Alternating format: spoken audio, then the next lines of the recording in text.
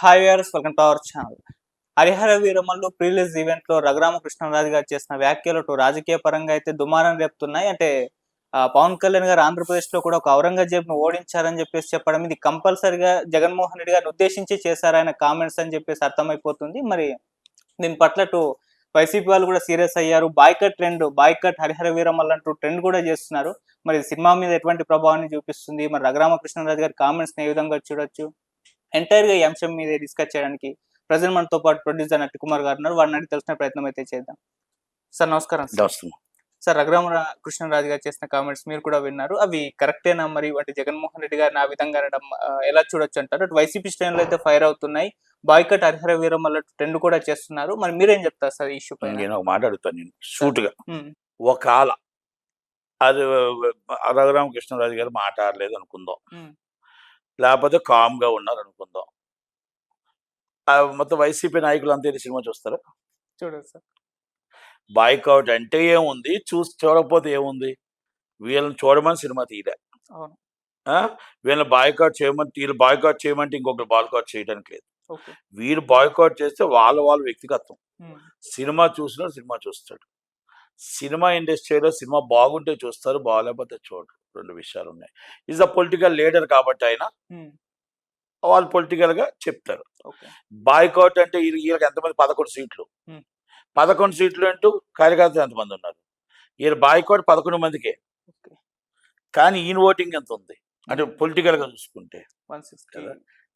కానీ సినిమాని సినిమా లాగానే చూడాలి. సినిమాని 2.5 hours ఎంటర్టైన్మెంట్ గా ఒక హీరోగా ఆ సినిమా బాగుంటే జనాలు చూస్తారు, బాగులేకపోతే రిజెక్ట్ చేస్తారు. రెండు విషయాలు కదా. బాయ్కౌట్ వైసీపీ, మీ నాయకుడిని బాయ్కౌట్ చేసుకోండి, రోజా గారిని బాయ్కౌట్ చేసుకోండి, మిథున్ రెడ్డి గారిని బాయ్కౌట్ చేసుకోండి, మీ పార్టీని బాయ్కౌట్ చేసుకోండి కదా. ఈ సినిమాకు మీకు సంబంధం లేదు కదా. ఓకే, మురళి రఘురామకృష్ణరాజు గారు ఏమన్నారు? మీ పేరేమి ఎత్తలేదు, మీ పేరు ఎత్తలేదు. ఓకే, ఎత్తి అన్నారు అనుకో, ఏమైపోద్ది? ఇప్పుడు ఔరంగజేబు ఓడించాడు అంతేనన్నాడు ఆయన. అంతే. ఔరంగజేబు ఎప్పుడు పోటీ చేశాడు? ఆయన ఎప్పుడు ఓడాడు? ఆ సినిమాలో డైలాగ్ అయి ఉంటుంది కదా. పోనీ కాదు, నిజ జీవితంలో పొలిటికల్ గా ఆయన పడ్డ కష్టాలు, ఆయన పడ్డ బాధలు, ఆయన పడ్డ కోపం, కసి అలాగని ఉండొచ్చు. పోనీ ఇప్పుడు ఏమైనా మీ నాయకుడు ఏమైనా చేస్తాడా? కాదు కదా, అంతే కదా. ఈజ్ ద పొలిటికల్ సెటైర్స్ అంటారు దాన్ని, పొలిటికల్ సెటైర్స్.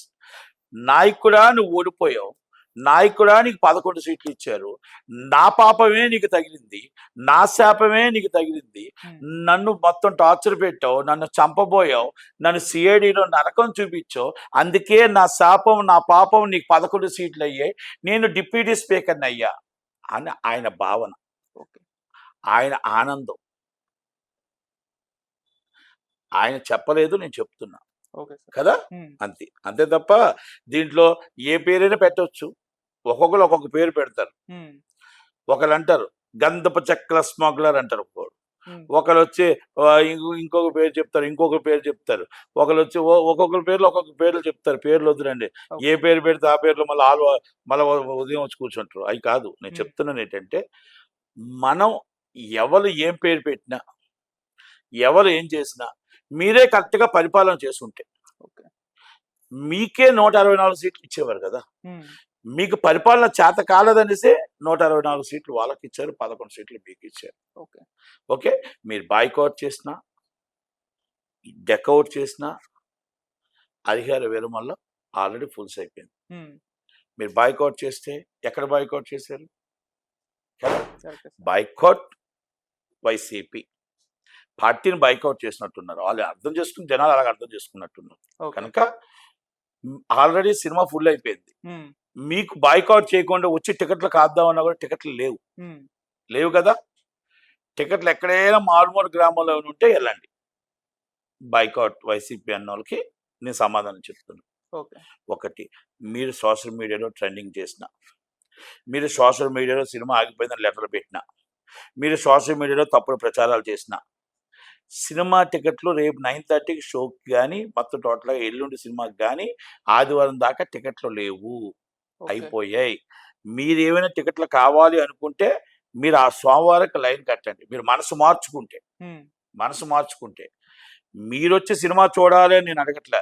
సినిమా ఇష్టం ఉన్న వాళ్ళు సినిమా చూస్తారు. సినిమాని ప్రేమించే వాళ్ళు సినిమా చూస్తారు. పవన్ కళ్యాణ్ గారిని ప్రేమించే వాళ్ళు సినిమా చూస్తారు. పవన్ కళ్యాణ్ గారిని మీరు ప్రేమిస్తారా? మీరు జగన్మోహన్ రెడ్డి గారిని ప్రేమిస్తారు. ఉమ్, పవన్ కళ్యాణ్ గారిని ద్వేషిస్తారు. మీరు అలాంటప్పుడు బాయ్కాట్ వైసీపీ ఏంటి? కదా! Correct sir. కనుక సినిమాకి రాజకీయాలు వేరు. ఓకే. డిప్యూటీ సీఎంగా ఉన్నారు కాబట్టి ఆయన అన్నారు. ఉమ్, ఈ రోజు నేను ఆయన ఒకటే చెప్తున్నా. 'హరిహర వీరమల్ల'కి ఫ్లాపులు, హిట్లు సినిమాలు ఉండవు. ఉమ్, ఆయనకి ప్రేక్షక ఆదరణ ఉంది.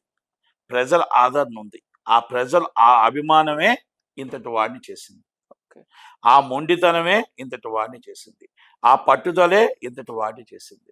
కొణిదెల పవన్ కళ్యాణ్ అంటే పట్టుకున్నది సాధిస్తాడు. అనుకున్నది సాధిస్తాడు. తగ్గాడు అన్నారు.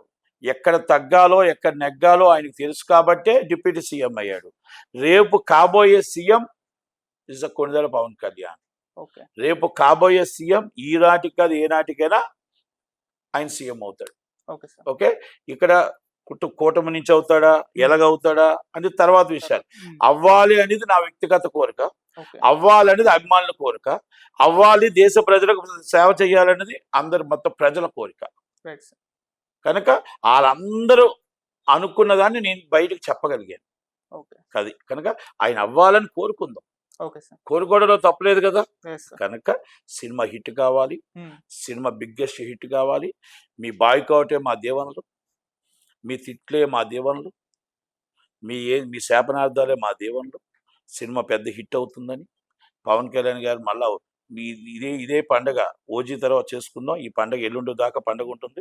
అయిపోయిన తర్వాత ఆఫ్టర్ ఓజీ మళ్ళా కలుద్దాం. మళ్ళా మాట్లాడదాం. Okay sir. అప్పుడు దాకా ఎంతమంది జైల్లో ఉంటారో, ఎంతమంది పరారులు ఉంటారో వైసీపీ నాయకులు చూద్దాం. Thank you very much. Thank you.